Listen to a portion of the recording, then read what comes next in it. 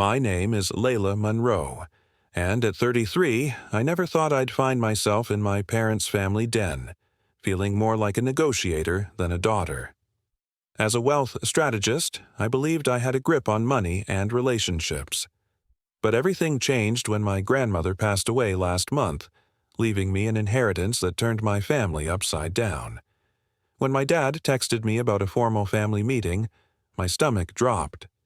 Walking into their townhouse that evening, the tension was palpable, thick enough to slice through. Then my parents casually dropped the bomb about my inheritance. Can money ever feel like love or like betrayal? The fireplace flickered, casting restless shadows across the tense faces circling me, and outside the cicadas buzzed, relentless as my thoughts. The air smelled like my mom's old vanilla candle, but every word landed sharp and cold. I glanced at my grandmother's photo on the mantel, her steady eyes a silent dare. Would I stand up for what matters, or let old wounds decide everything? My phone buzzed again with Dad's text, and I gripped my coat tighter. Was I just the girl in the wrangling, or the only one listening to Grandma's lessons? Before I dive deeper, let me know where you're watching from in the comments. Hit that subscribe button and brace yourself for a wild ride about family, money, and the lengths I went to protect what was rightfully mine. My grandmother, Esther Bishop, was more than just family. She was my mentor, my confidant, the one who shaped me into who I am today. From as far back as I can remember, our Sunday brunches were sacred. While other kids my age were glued to cartoons, I was across from Grandma Esther at her favorite diner, soaking in her stories about growing up during tough times and the financial wisdom she gained along the way. Esther had this magical way of explaining money that made sense even to a 7-year-old. She would portion her pancakes into sections, saying, "This piece is for living, this one for saving, this one for giving, and this tiny piece is for enjoying today. This is how you build wealth, Layla, not by having everything you want now, but by planning for tomorrow." Those lessons stuck with me. By 12, I had my own budgeting system.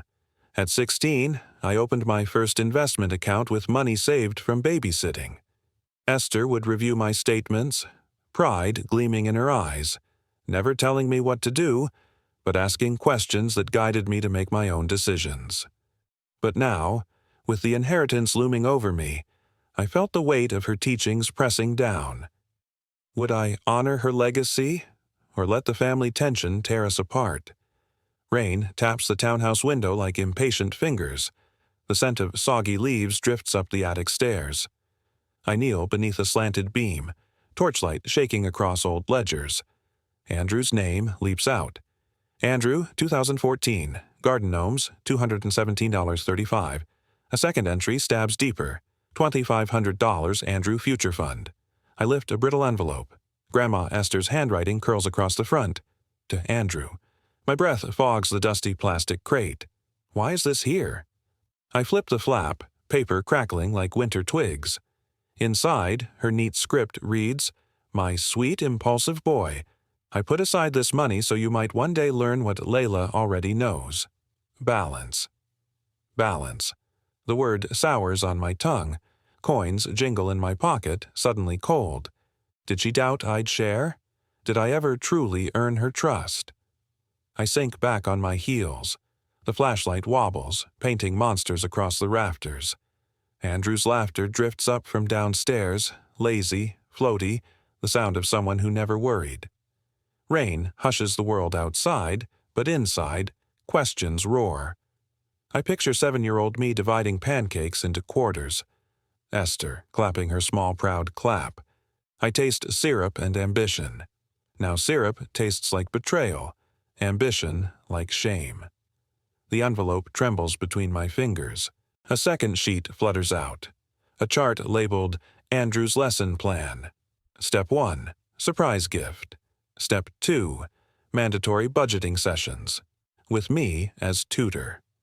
The attic ceiling seems to drop, air thick with cedar and guilt. My phone buzzes in my pocket. Dad's text lights the screen. Andrew needs a little runway. I stare at the green bubble, then at Esther's careful letters. Runway?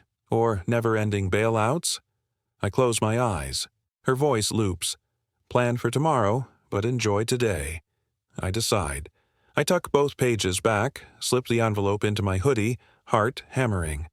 Downstairs, Mom sets out cold cuts. Andrew lounges, scrolling reels. I pour iced tea, clinks echo. No one notices the secret ripping space in my chest. I clear my throat. Toast, I say, raising my glass. To Grandma Esther and the lessons we still have to learn.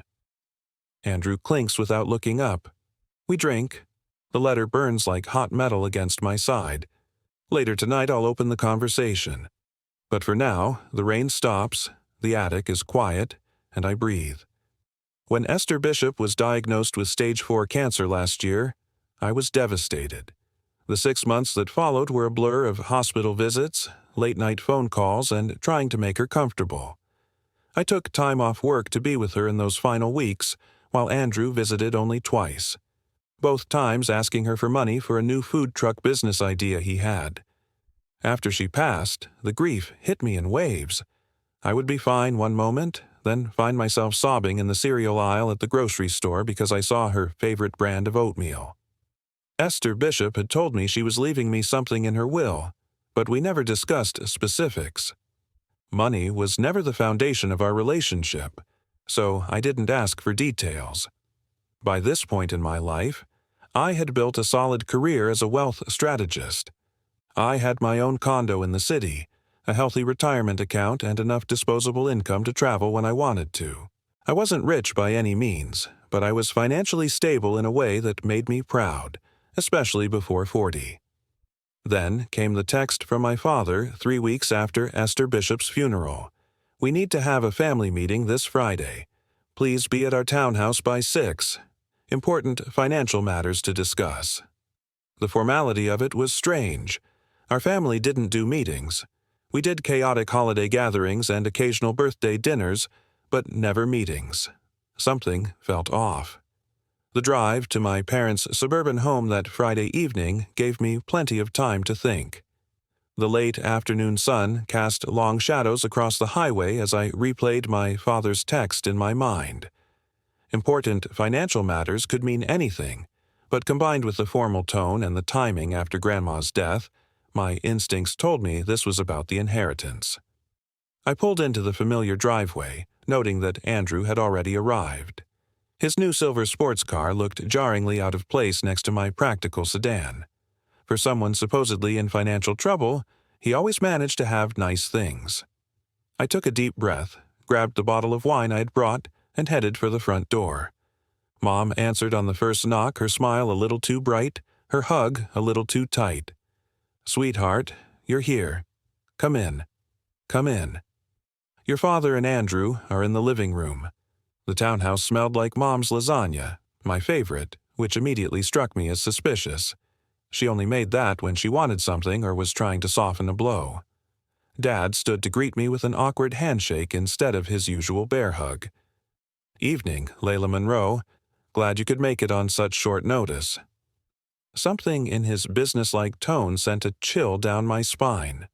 This wasn't my dad, the high school history teacher who collected vintage records. This was someone else, someone who had an agenda. Andrew lounged on the couch, barely looking up from his phone. "Hey, sis," he muttered, his sleeve riding up to reveal a watch that I recognized as a luxury brand worth at least $5,000. I quickly calculated how many months of rent that could cover for someone supposedly drowning in debt. We made stilted small talk as Mom busied herself bringing out appetizers that were far fancier than our usual family gatherings. I noticed her hands trembling slightly as she arranged cheese and crackers on a platter never seen before. She kept glancing at Dad as if seeking reassurance. As I helped her bring drinks to the living room, I glimpsed a stack of papers on the dining table. The words "last will and testament" were visible on the top sheet before Mom hurriedly covered them with a table runner. "What are those documents, Mom?" I asked casually. Her laugh was too high and too fast. "Oh, nothing important right now. Let's just enjoy some family time before dinner, shall we?" The evasion sent up another red flag. In that moment, memories of similar scenarios throughout my childhood came flooding back. The time Andrew crashed the family car and I wasn't allowed to use it for my job interview. The living room's holiday glow felt brittle, like something pressed to breaking. Dad's words sliced through the hum of forced cheer, and everybody went still. Layla Monroe gripped her mug, heart pounding. She'd seen this tension before, but never at her own table. Esther Bishop quietly folded her hands, gaze locked on Layla. All eyes waited. Trouble was coming. What made this year different? The scent of pine mingled with the rich aroma of lasagna, but the warmth felt hollow. Layla's mind raced back to Christmases past, the sweaters she received while Andrew got a laptop, the sacrifices made for his failed startup while her college fund dwindled. As they settled into the family den, an uncomfortable tableau of forced normalcy unfolded. Mom perched on the edge of her seat, Dad kept checking his watch, and Andrew scrolled through his phone, smirking at something only he found amusing. The tension was palpable. After what felt like an eternity of discussing the weather and neighborhood gossip, Dad cleared his throat and sat up straighter. "Well, I think we've waited long enough. Let's get to the purpose of this meeting." The words hung in the air like a guillotine about to drop. Mom clutched her napkin so tightly her knuckles went white. Andrew finally put his phone down, suddenly interested in the conversation. As a wealth strategist, Layla had sat across from clients having difficult money conversations hundreds of times. She recognized the signs anywhere: the nervous gestures, the rehearsed opening lines, the strategic seating arrangements. Her parents had placed her in the hot seat, facing all three of them. This wasn't a family discussion. It was an ambush. Dad folded his hands on his knee, adopting his principal conference posture from parent-teacher meetings. "Layla, you know that family is the most important thing in the world to your mother and me. We believe in supporting each other through thick and thin." The rehearsed quality of his words made her skin crawl. She nodded slowly, already bracing herself for whatever was coming next. Mom jumped in, eyes glistening with tears that felt premature. "Your brother has been going through a really tough time lately. The economy is just so difficult for young entrepreneurs."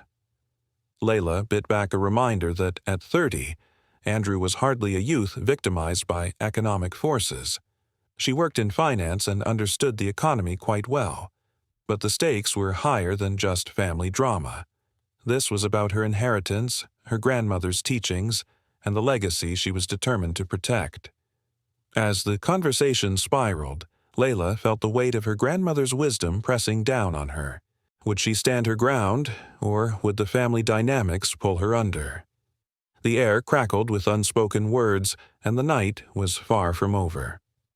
Layla Monroe stood in the soft gloom of the family den, her fingers curled around Esther Bishop's faded recipe box. The scent of rain lingered in the air, a reminder of the storm brewing within her family. As she sifted through the memories, an old envelope slipped out, sealed tight, her name written in Esther's elegant script. The voices around her rose, a cacophony of tension and unspoken words. Layla's gaze locked onto Andrew's shifting eyes, a flicker of guilt dancing there. Suddenly, the camera lingered on Esther's portrait, her knowing smile illuminated by the dim light, the glint off her spectacles almost magical. The crackling paper echoed in Layla's ears, her heartbeat drumming a frantic rhythm. This envelope wasn't just a sentimental keepsake. Inside lay a second, secret inheritance, one that would force Layla to choose between loyalty to her family and her own self-respect. "What's going on?" Layla asked, her voice steady despite the storm inside. Andrew heaved a dramatic sigh, his practiced remorse barely masking the entitlement beneath. "I made some investments that didn't pan out. Creditors are breathing down my neck. Nothing I can't handle, but it's intense." Dad cut to the chase, his tone sharper than she expected. "We've been discussing the inheritance that Grandma Esther left you." The way he said it dripped with resentment, as if her grandmother's love was a betrayal to Andrew. "Given his situation and your financial success, we think it's best to use your inheritance to clear Andrew's debts." The casual way he dropped this bombshell left Layla momentarily speechless. It felt like a punch to the gut. They weren't asking. They had decided about her inheritance without her. Mom, mistaking her silence for contemplation, chimed in, "You've always been the responsible one. You don't need this money like Andrew does."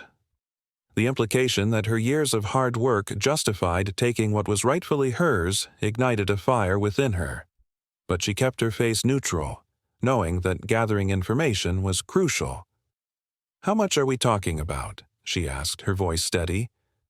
"About $250,000, Dad replied. Layla nearly choked. That was far more than she had anticipated, likely all of what her grandmother had left her.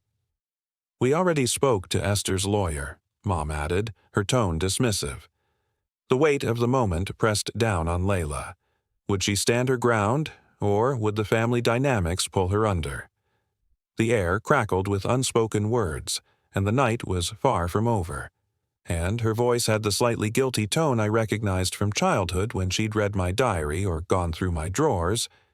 "He said there might be some paperwork, but since you're family, it should be straightforward to redirect the funds." The realization that they'd gone behind my back to contact Grandma's lawyer before even speaking to me felt like a physical blow. But their statement contained a critical error that told me they didn't have the full picture, and I decided to let them continue digging their own hole. "Can you tell me more about these debts?" I asked Andrew directly. He shifted uncomfortably, clearly not having expected to be questioned. Just business loans mostly and some credit card stuff. Dad jumped in a little too quickly. Andrew's last restaurant venture had some unexpected challenges. The location wasn't ideal, and there were issues with the contractor. But I heard through our cousin Sam that it was doing well before it closed, I said innocently. I actually thought about investing in it myself at one point. Mom and Dad exchanged glances while Andrew suddenly became very interested in his water glass. "Well, there were complications," Mom said vaguely. I pressed further. "What kind of complications required $250,000 to fix?" Andrew suddenly snapped. "Why does it matter? The business failed. I have debts, and you're sitting on a pile of cash you didn't even earn. The least you could do is help family." The mask had slipped, revealing the true entitlement beneath. Mom's eyes widened in horror at his outburst while Dad tried to smooth things over. "What your brother means is that this is an opportunity for you to help someone you love through a difficult time," Dad said, his tone condescending as if explaining something to a child. "That's what family does." I nodded slowly, then asked a question I already suspected the answer to. "Can I see a breakdown of these debts?" If I'm considering helping, he'd like to know exactly what's involved. Rain lashed the townhouse windows as Layla stood frozen in the hall bathroom. Her grandmother Esther's gold locket, a tiny compass etched on the back, felt suddenly scalding against her collarbone. 7 years old again. Porch swing, summer dusk, apple pie steam curling upward like a promise. Esther's hand, weathered but gentle, resting on her shoulder as the radio crackled with baseball static. "Read the fine print, kiddo. Every cent carries a story." The swing creaked. Somewhere, leaves rustled. That touch had anchored her once.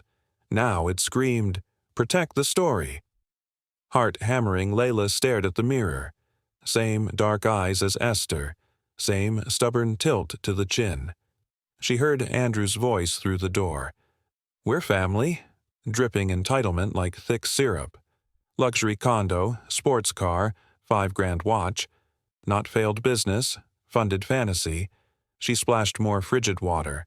Droplets clung like accusations. Flashback, college graduation. Esther handing over a slim envelope, eyes shining behind wire-rimmed glasses. "Your head, start. Guard it like it's the last candle in a storm." Inside, stock certificates and a single sticky note. "Compound interest is a love letter to your future self." At the time, Layla had laughed, hugged her, promised to make the old woman proud. Now, the promise pulsed raw. She dried her face, straightened, walked back into the family den where 3 anxious faces swiveled toward her. Silence stretched thin as spun glass. Andrew's jaw ticked. Their mother's manicured nails drummed guilt against crystal. The rain scent sharpened, ozone, dread. Layla met each gaze, steady. I asked for clarity. I received smoke. She pulled a folded sheet from her blazer pocket, Esther's original bequest summary. Yellowed edges, ink slightly faded. She laid it on the coffee table like evidence. Here is the last page Grandma signed. Not transferable on request. Not a rescue fund. Her voice dropped to a whisper no one dared interrupt. A legacy clause. Andrew's shoulders sagged. Their father opened his mouth, closed it. Their mother's eyes filmed with tears. Outside, thunder cracked. Layla's thumb brushed the locket again, a silent vow. Esther's candle still burned. The marble gleamed like a lie under the pot lights. Scent of bergamot soap hung heavy, too pricey for a household pleading broke. I drifted toward the office, pulse sinking with rain on cedar shingles. Door cracked just enough. Voices from the den floated, muffled, rehearsed. Inside, leather chair, ship and bottle order, single folder, Andrew's finances, Dad's block print. My ribs caved toward spine. I flipped, paper cuts sharper than truth. Loan 1, Loan 2, Loan 3. Each stamped forgiven. Total north of $100K. 5 years, never repaid, never once. Screenshots, Bali infinity pool, Swiss Alps sunrise, time-stamped while he swore he was hustling. Sarah's email, plain font, 6 months ago. He's gambling. They'll come for him next time. Please listen. The air tasted metallic, copper pennies and regret. Camera app open. Click, click. Evidence locked. Shoes on hardwood. Fast. I slid the folder home. Spun toward bookshelf. Finger on a photo. Esther and me, age 9, lemonade stand. My mom's shadow crossed the threshold. Layla Monroe? I let my voice catch, just enough. Just missing Grandma. Mom's face softened with guilt as she guided me back toward the living room, her silence heavy with unspoken questions. I seized the moment, whispering, "Mom, can I call my friend Jessica really quickly?" I promised I'd let her know if brunch was on for tomorrow. Eager to return to their manipulation session, she nodded, distracted. "Make it quick, though. Your father wants to finalize things tonight." I slipped into my old bedroom, now a guest room, and dialed Jessica, my best friend since college. She answered on the second ring. "Lex, aren't you at your parents' tonight?" I kept my voice low, urgency creeping in. "Jess, you won't believe what's happening." My voice cracked as I spilled the details. Jessica's outrage was immediate. "Are you kidding me? They're trying to steal your inheritance for your deadbeat brother after everything you've told me about how they favor him." "I know," I whispered, my heart racing, "and I have evidence now that he's gambling and lying about his debts." "So, what are you going to do?" she asked, concern lacing her tone. I took a deep breath, steeling myself. "I'm going to let them think I'm considering it while I gather more information. But Jess, there's something I haven't told them yet. Something Grandma Esther and I arranged before she died." Jessica gasped. "Lex, you're a genius. Or your grandmother was. Holy." For the first time since arriving at my parents' townhouse, I smiled genuinely. "I have to go back before they get suspicious. I'll call you tomorrow with updates." After hanging up, I took a moment to compose myself. The pain of realizing my family saw me as nothing more than a financial resource was sharp, but beneath it lay a steely resolve. I wasn't the pushover they thought I was. When I returned to the living room, I wore a slightly uncertain expression, letting them believe their manipulation was working. But as I settled back into the tension, something caught my eye: the old jewelry box on the guest room dresser. I thought Grandma had taken it years ago. The dim light gleamed on the etched initials. Not Esther's, but someone else's. Curiosity piqued, I opened it. Inside, buried under faded letters, I found an uncashed check written in my name by Esther. My heart raced. Suddenly, I realized Esther had set aside a private inheritance for me, one my family never even knew existed. The weight of that discovery settled in my chest, a mix of disbelief and hope. I could protect my inheritance and honor Grandma's teachings. The storm outside rumbled, echoing the turmoil within me. I was ready to fight for what was rightfully mine. "I think I understand the situation better now," I said carefully. "Andrew, these debts sound really overwhelming." My brother nodded eagerly, probably thinking I was about to agree to their scheme. "It's been really stressful, sis. I can hardly sleep at night." I highly doubted that, given the luxury watch and sports car, but I kept that thought to myself. "I just have a few more questions," I said. "When did these gambling debts start?" The room went completely silent. Mom's face drained of color and Dad sat up straighter, his eyes narrowing. "What gambling debts?" Dad asked sharply. "We never mentioned gambling." I feigned confusion. "Oh, I just assumed, given the amount and the urgency, that there might be some less conventional debts involved. $250,000 is a lot for just business expenses." Andrew shifted uncomfortably. "It's not gambling. It's investments that didn't pay off. Like cryptocurrency or sports betting?" I asked innocently.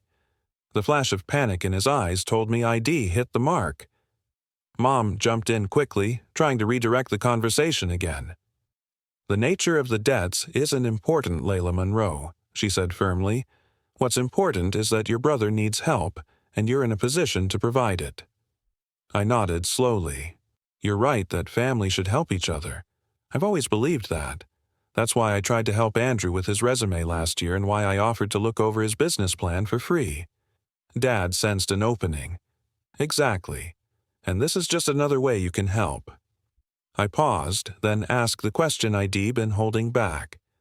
Why didn't Grandma Esther Bishop leave anything to Andrew? Surely she would have wanted to help him too if she knew he was in such trouble. The uncomfortable silence that followed was deafening. Finally, Dad cleared his throat. "Your grandmother had some old-fashioned ideas about money management," he said dismissively. "She didn't understand the challenges of being an entrepreneur in today's economy. The way they disparaged my grandmother, who had been more financially savvy than all of them combined, made anger flare within me. But I kept my expression neutral, knowing the right moment to reveal what I knew hadn't yet arrived. So, what exactly are you asking me to do? Sign something? Transfer the inheritance when it comes through?" I asked, pretending to consider their proposal. Mom brightened immediately, thinking she was making progress. The lawyer said, "You just need to sign a few documents redirecting the funds. We can help with all the paperwork. And if I do this, what happens next? Will Andrew get financial counseling? Start repaying the debts he already owes you?" Andrew scoffed. "I don't need counseling. I just need a fresh start." Dad placed a warning hand on his arm. "What your brother means is that with this clean slate, he'll be able to be more responsible going forward." The lie hung in the air between us. I knew, and I suspected they knew, I knew that nothing would change.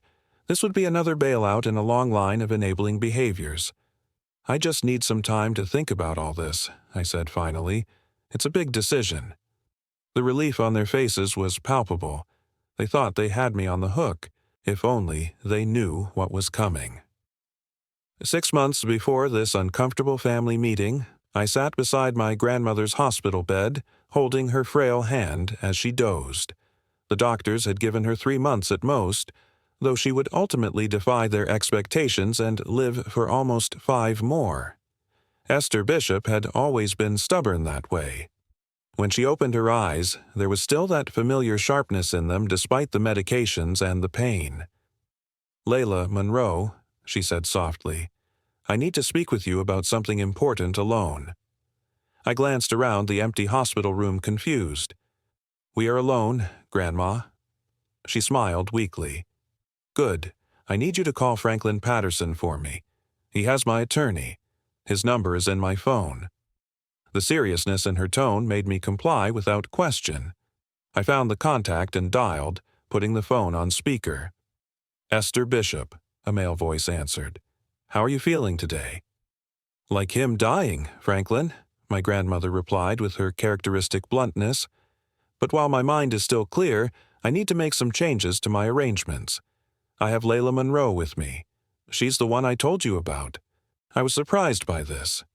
I'd never met Mr. Patterson, nor did I know my grandmother had discussed me with him. Mr. Patterson, professional but warm in his tone, said, "Hello, Layla Monroe. Your grandmother speaks very highly of you. I'm sorry we're meeting under these circumstances." After some brief pleasantries, my grandmother got straight to the point. "Franklin, I need to change how Layla Monroe receives her inheritance. I don't trust my son and his wife to respect my wishes once I'm gone." The directness of her statement shocked me. "Grandma, Dad would never." She cut me off with a gentle squeeze of my hand. "Listen to me, Layla Monroe. I love my son, but I know him. Has always enabled your brother, and that's partly my fault for not being firmer when he was growing up. But what matters now is protecting what I've worked my entire life to build." Mr. Patterson spoke up.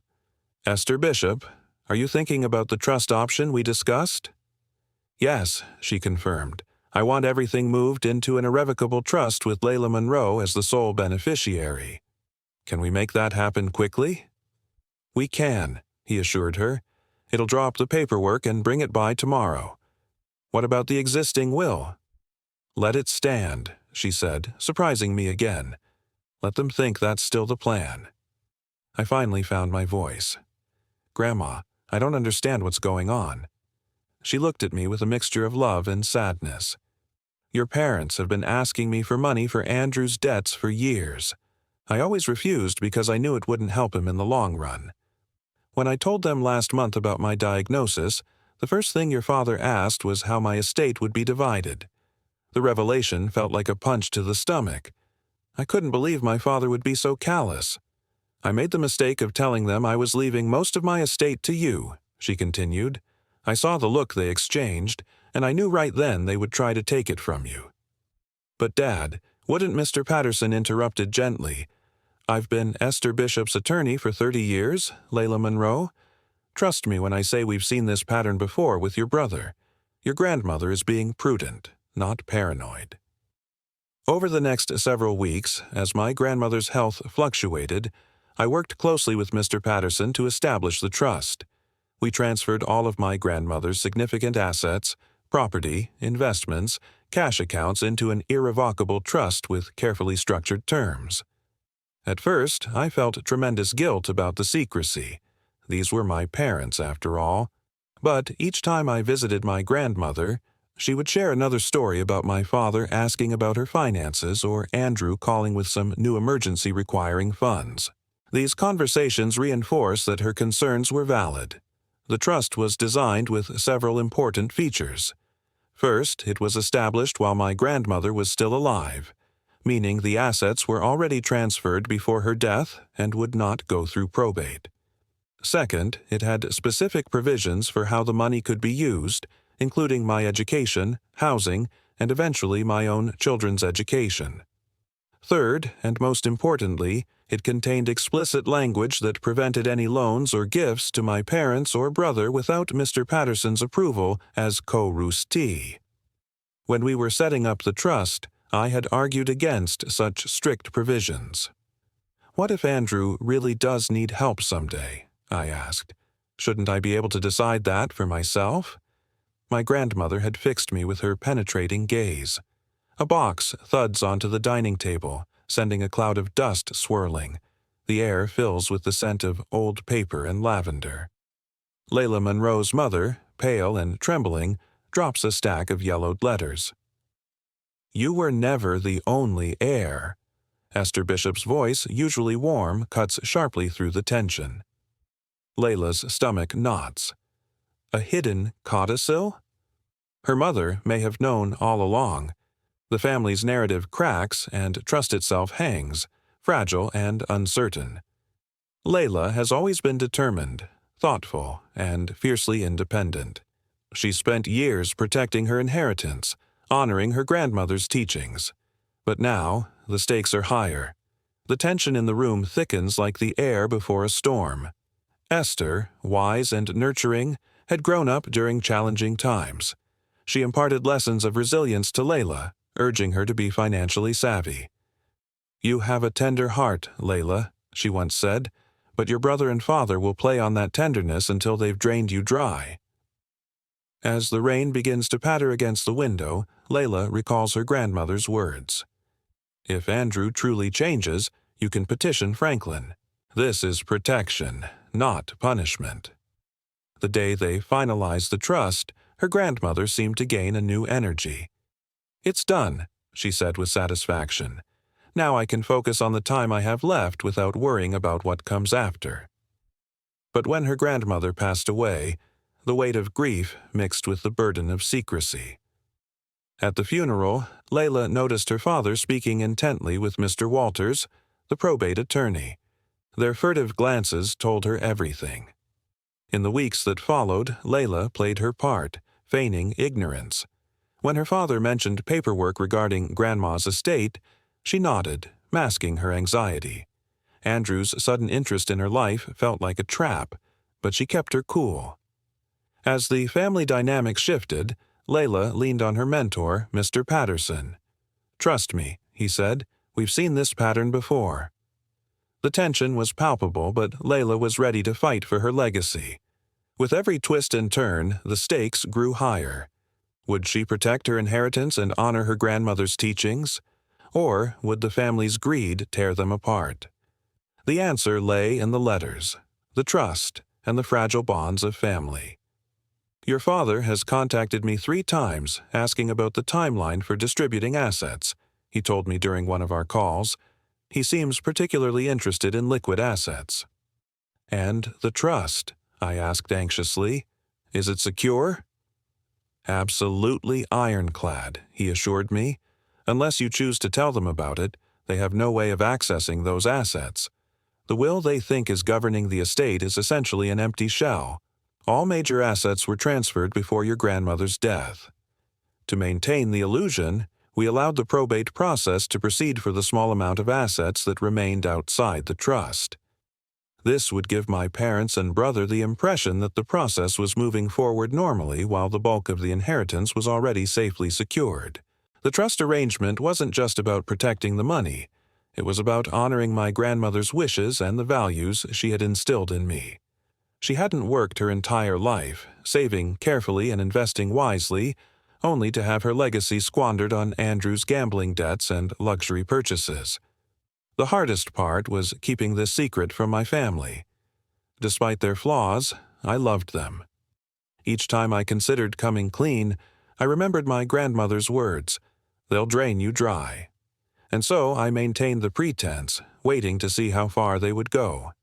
When my father's text arrived requesting the family meeting, I knew the moment of truth was approaching. I'd spent 6 months preparing for this confrontation, but that didn't make it any easier. The realization that my parents saw me as nothing more than a solution to Andrew's problems was heartbreaking. But as I sat in my childhood bedroom after speaking with Jessica, I felt a strange sense of calm. My grandmother had seen this coming and had given me the tools to protect myself. Now it was time to use them. I returned to the living room with a new resolve, finding my family exactly as I'd left them. Dad looking businesslike. The envelope between Dad's fingers, cream white, sharp edges. I could smell the new paper scent, tinged with rain drifting through the cracked window. One single sheet tucked inside, my name at the top, black typeface like marching ants. Dad's knuckles whitened as he held it out. "I printed the forms tonight," he murmured. "Simple gift deed. Quick." I caught my own pulse in my throat. A drum, faster, faster. A breeze moved the curtain. Leaf rustle across the glass sounded like Grandma Esther's skirts, 5. Thanksgivings ago, whispering, "Read every line, duckling. Power hides between verbs." Line 1. I, Layla Monroe, hereby irrevocably transfer. Line 2. The full liquid proceeds of account ending 7 Neseta 22. Line 3. To be used solely for the satisfaction of debts listed in Exhibit A. Andrew's knee bounced beside me, the couch springs groaning like an old ship. Mom set her hand on my shoulder, cool, nail polish, faintly lavender. Sweetheart. Her voice feathered. Family first.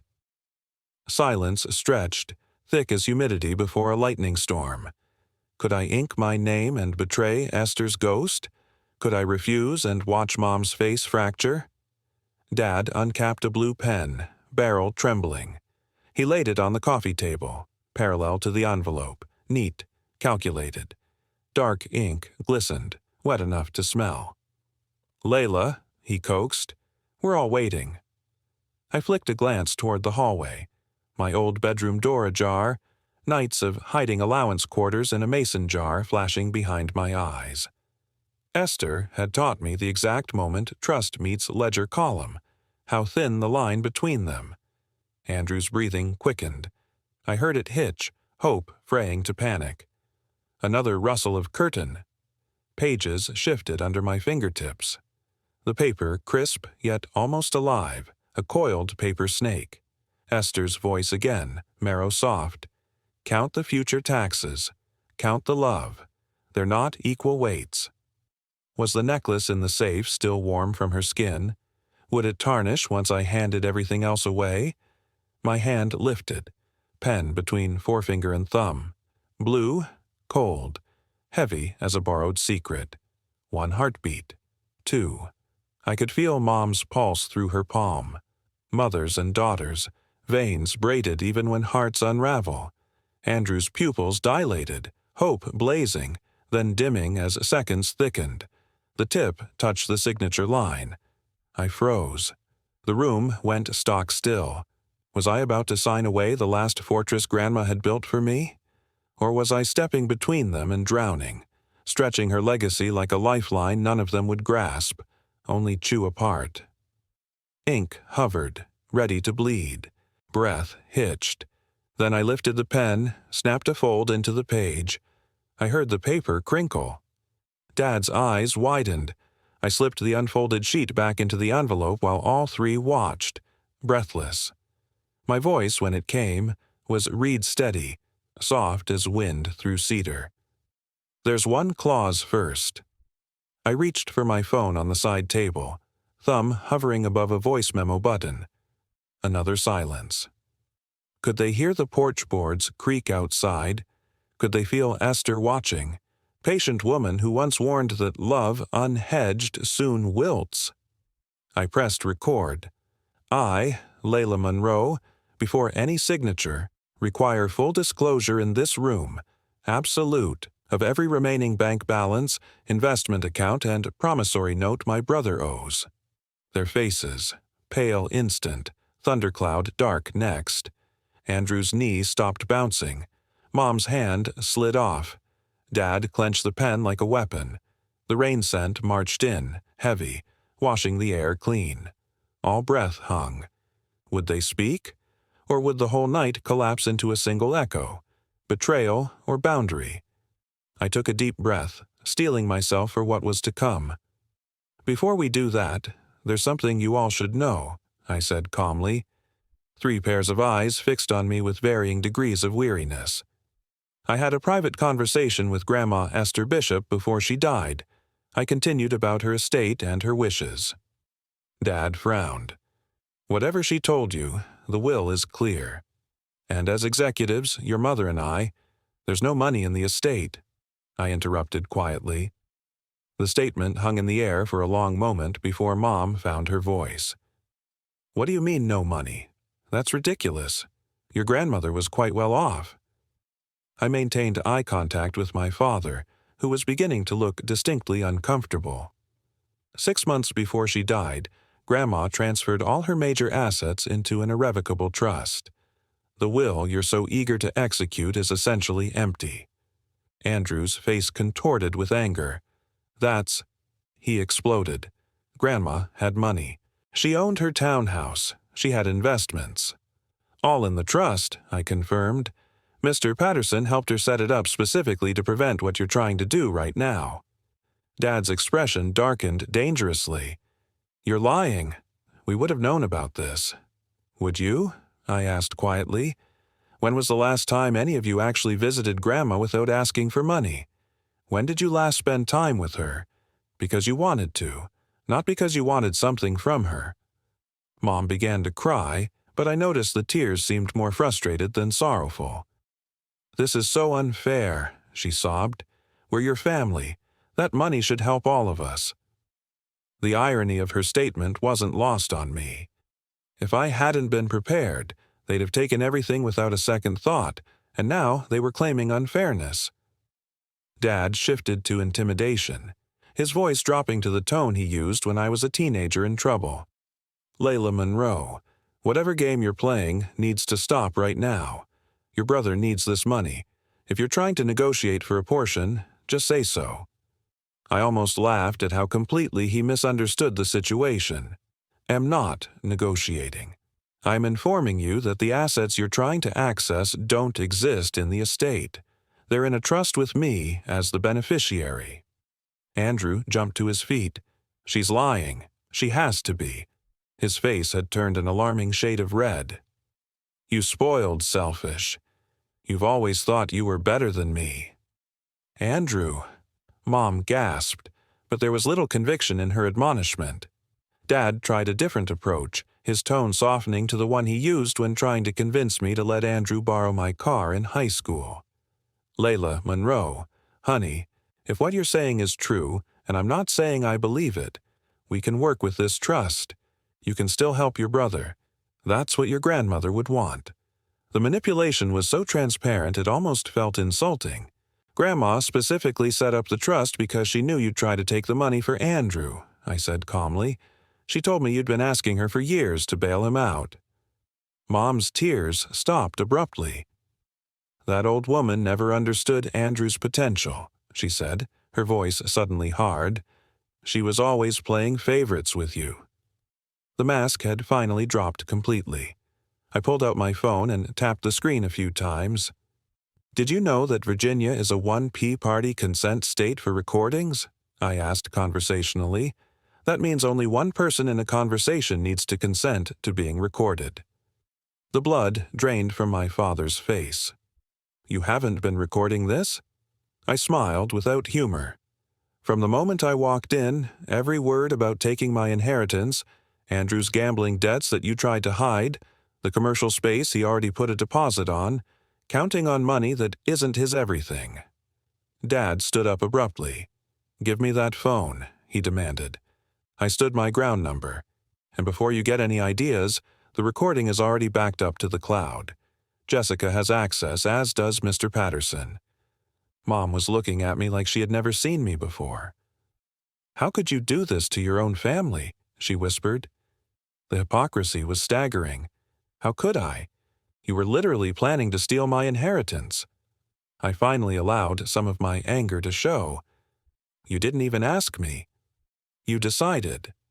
As if I have no say in what happens with what Grandma left me. Andrew, still red-faced and now pacing, pointed at me accusingly. You think you're so perfect with your fancy financial advisor job and your responsible lifestyle. You have no idea what it's like to struggle. I laughed without humor. I worked 3 jobs to put myself through college while you failed out of the private university Mom and Dad paid for. I saved for years to buy my condo while you expected them to bail you out every time you made a bad decision. Don't talk to me about struggle. Dad tried one more angle. If you expose this recording, you'll destroy this family, he said gravely. Is that what you want? I wasn't falling for the guilt trip. I'm not planning to expose anything unless you force my hand. All I want is for you to stop trying to take what's rightfully mine. Mom stood up, straightening her shoulders. This isn't over, Layla Monroe. There are ways around trusts. We can contest this. I remained calm. The trust was established while Grandma was of sound mind with medical documentation to prove it. It was completed 6 months before her death.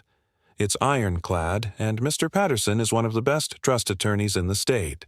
But by all means, waste your money on legal fees trying to break it. You're no longer part of this family, Andrew spat venomously.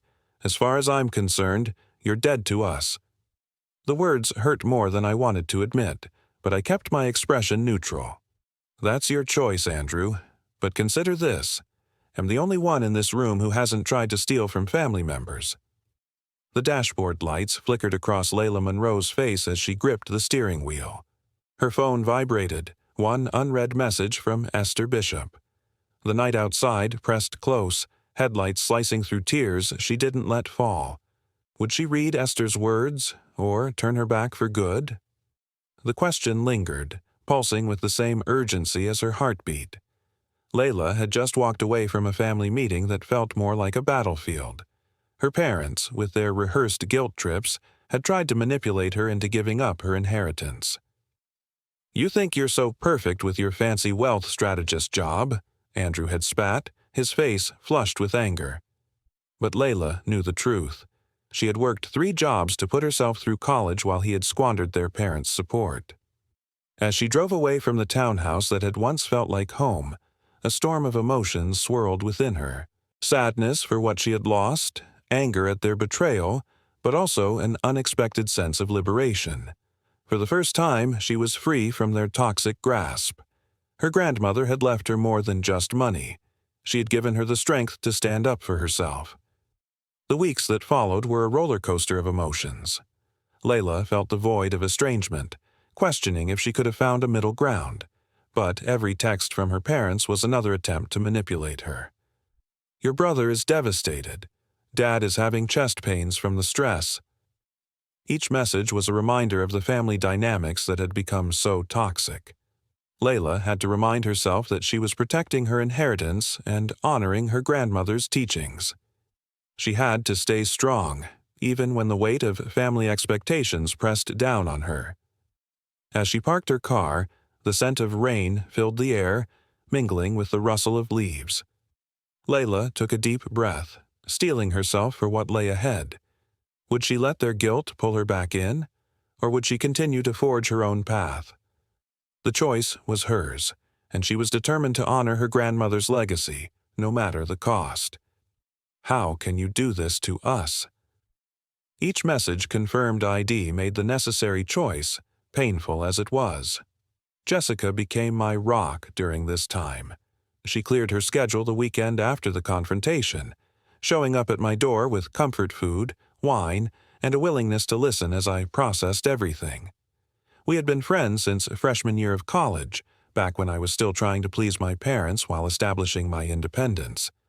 She had witnessed the pattern of my family's behavior for over a decade. You did what you had to do, Lex, she assured me as we sat on my balcony, watching the sunset over the city skyline. Your grandmother knew exactly what she was doing when she set up that trust. She was protecting you because she loved you. But they're my family, I said, voicing the doubt that kept me awake at night. Aren't we supposed to help family no matter what? Jessica shook her head firmly. Family doesn't try to steal from you. Family doesn't favor one child while exploiting another. What they did wasn't love. It was opportunism. Her words were harsh, but resonated with truth. Over time, I began to build what therapists call a chosen family, a network of people who genuinely cared about my well-being without conditions or expectations. Through Mr. Patterson, I was surprised to discover I wasn't the only one who had experienced my family's financial manipulation. My cousin Elaine reached out after hearing about our confrontation, sharing her own story of how my parents had borrowed money for Andrew's college fund and never repaid it.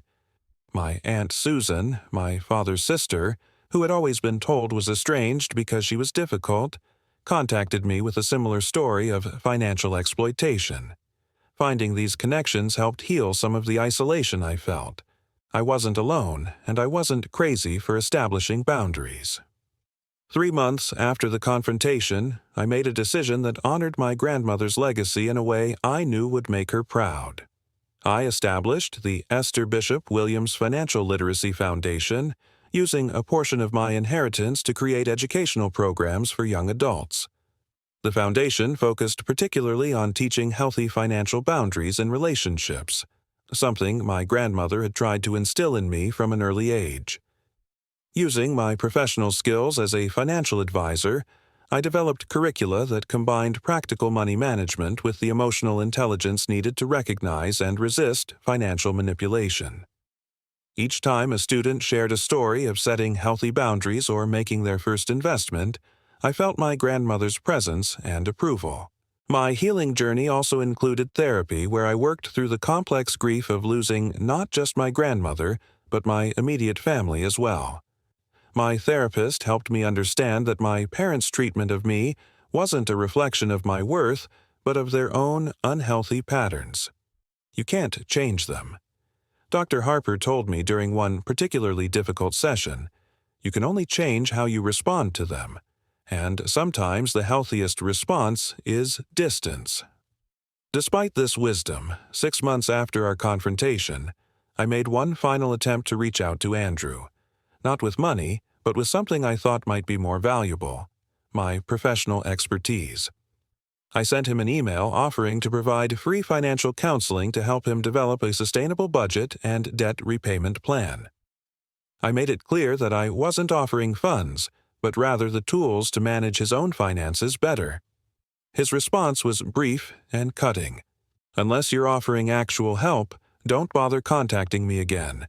Your advice is worthless to me. That exchange, though painful, provided a kind of closure. ID extended an olive branch that offered real help rather than enabling, and Headed rejected it. I could move forward, knowing ID tried. Nearly a year after the confrontation, my phone rang with my parents' number. The townhouse was quiet, rain scent drifting through cracked windows. Layla Monroe stared at the glowing screen. Dad's name, ring, second ring. She answered, "Layla." His voice cracked. Sunlight sliced through half-closed blinds, warped stripes over her clenched fist. Mom whispered, "We're drowning." Andrew's schemes had imploded. Co-signed loans, foreclosure letter. They needed cash, fast. Layla's pulse thudded. She pictured Esther Bishop's calm eyes. Esther stepped closer, speaker on. "Tell them," she murmured. Dad faltered. Esther's voice floated in, gentle yet steel. "They don't know what truly matters about the inheritance." Silence. Then the twist. Esther had orchestrated this call. She wanted every wound opened, every truth spoken. Layla felt the room tilt, air thick with rain and regret. She steadied her breath. "I won't give you money," she said. "I will give you a plan." Dad erupted. "Heartless." The word used to sting. Now it slid off like rain on glass. Esther squeezed Layla's shoulder. "Boundaries are love in action." Layla offered 3 names. Nonprofit counselors, free sessions, 0 bailouts. Mom sniffed. "So that's it?" "That's the door," Layla answered. "Walk through, or don't." Call ended. Leaves rustled outside. Layla exhaled the old weight. She opened her laptop, drafted a new curriculum module, When Family Asks for Cash. Esther poured tea. Steam curled like memories. Layla smiled, small and fierce.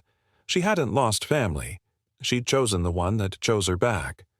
Soft afternoon light spills into the family den. Rain scent drifts through the cracked window. Layla Monroe sits alone. She opens an old ledger. Vanilla ink, faded lilac perfume. Esther. "Bishop, you still here?"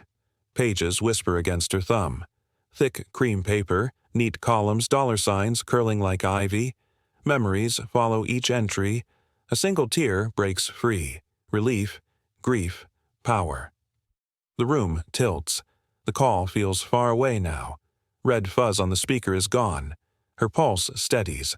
Outside, a leaf rustles, then rests. In the hush, Layla hears Esther's calm hush again.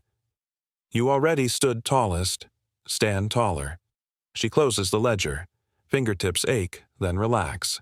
Clip sunlight warms her cheek. Soft stillness replaces the old dread. Gratitude swells, steady as tide. Boundaries were never walls. They were doors. She pictures Esther's smile tonight, curled over secret tea. She feels weight willow off her spine. She breathes in rose-scented silence. Legacy is not cash. It is choice.